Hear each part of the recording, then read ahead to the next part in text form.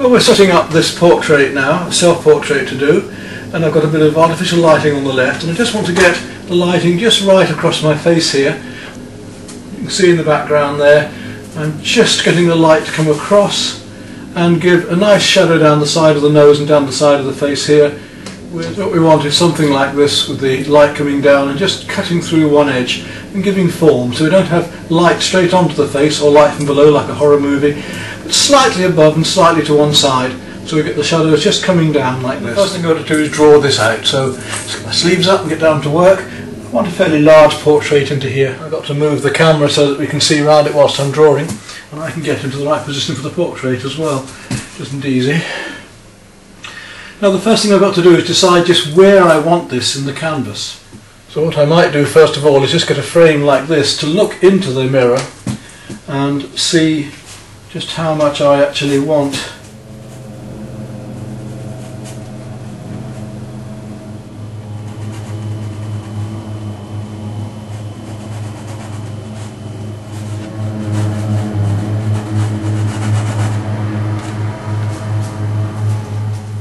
Well, we're about to start painting now, and I've got my paints out, as you can see, a nice mixed palette of oils here. Plenty of colours, lots of greens right the way through there to my warm colours, and I've gone greens, yellows, browns, blues, reds, and then to my white.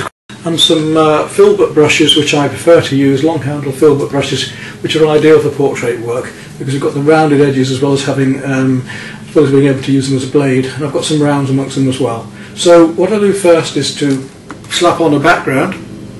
I want to get the background colours that I'm going to work against before I really start on the portrait. I want to really see colour in this painting. Right, I'm going to start off this portrait by working up this background then first, and I think today we'll just work out our different cool colours behind to really bring these warms out. I wanted this hand to give it scale and to lead in to the portrait. And there's a lovely difference between these blues here. I've got a sort of very cool pinky blue in the background, purpley blue, and then this much warmer in the foreground. So we'll just establish some of those colours first of all. I won't do them too thickly. I'm going to use the paint with a fair bit of terps at first, just to get the background going.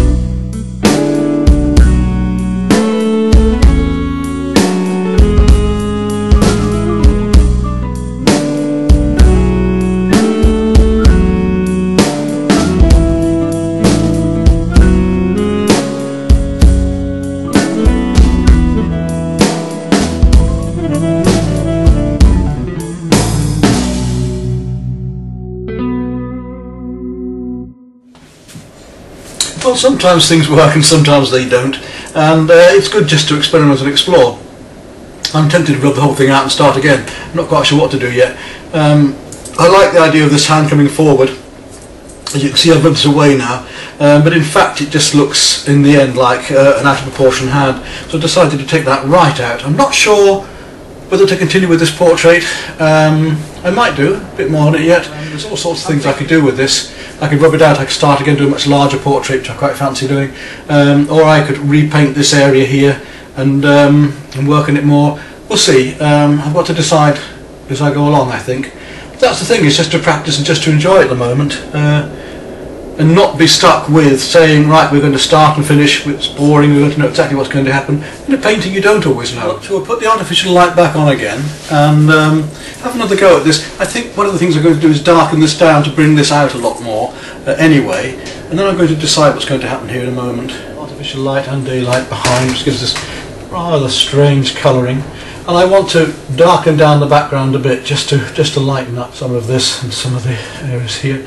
Actually, it's not working so badly. The trouble is when you get back to a painting and you see it again, you find it